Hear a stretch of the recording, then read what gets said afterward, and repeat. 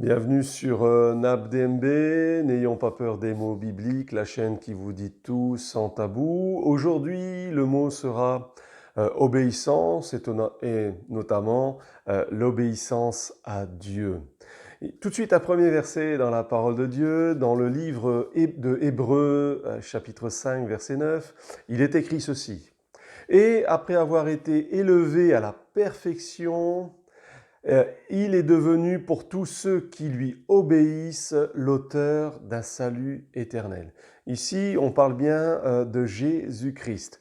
Et le mot qui a été pris pour tous ceux qui lui obéissent, en fait, c'est en grec « upokao ». Upokao signifie écouter, prêter l'oreille à. Par exemple, de quelqu'un qui vient à la porte pour savoir qui a frappé.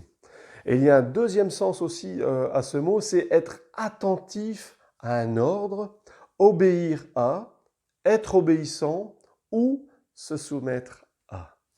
Tout de suite, un deuxième verset dans la parole de Dieu qui se trouve dans le livre de Romains, au chapitre 6 et verset 17, qui nous dit ceci.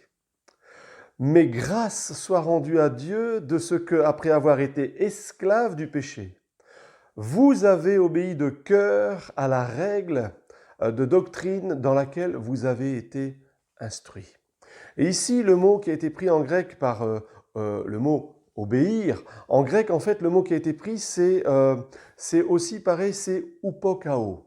C'est le même mot que nous avons vu avant, mais ici, je suis allé voir ici un deuxième mot, c'est le mot « cœur ».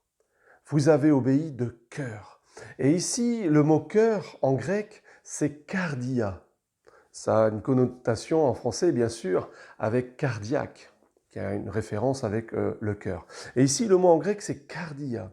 Cardia, qui signifie bien sûr, vous l'aurez compris, le cœur, donc l'organe, mais pas que. Il y a aussi une autre signification. Ça peut être le centre de toute vie physique et spirituelle. Le siège des désirs, de tous les désirs, le siège des buts, des efforts, le siège de l'intelligence, de la volonté, du caractère. Voilà ici ce mot cardia, ce qu'il signifie dans ce texte. Vous savez, Jésus-Christ est l'exemple parfait de l'obéissance envers son Père. D'ailleurs, dans le livre de Philippiens au chapitre 2, verset 8, il nous est dit ceci à propos de Jésus-Christ. Jésus a été obéissant jusqu'à la mort de la croix. Et il y a un autre mot dans la parole de Dieu qui signifie obéir, c'est upokae.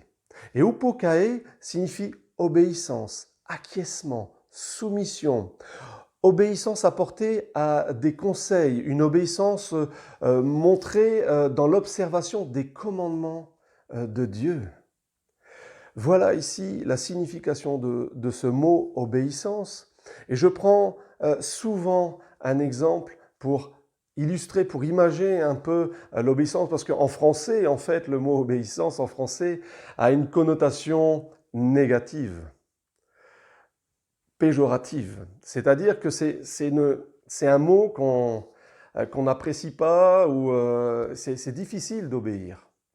Et je prends souvent cet exemple concernant les enfants. Prenons l'exemple d'un enfant qui aime son père, mais qui sait que son père l'aime aussi.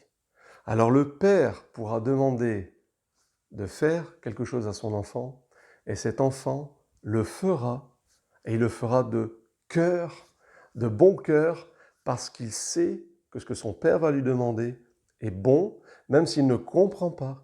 Même s'il ne comprend pas toujours ce que son père va lui demander de faire, mais il sait, il lui fait confiance, et il sait que son papa l'aime, et qu'il peut donc, sans aucun problème, lui obéir, et non pas une obéissance dans le sens, je dirais, d'obligation, en étant assujetti ou contraint de le faire. Non, en le faisant, en ayant une attitude de cœur, comme la parole nous le dit, vous l'avez fait de cœur, vous avez obéi de cœur à la doctrine ou à l'enseignement dans lequel vous avez été instruit.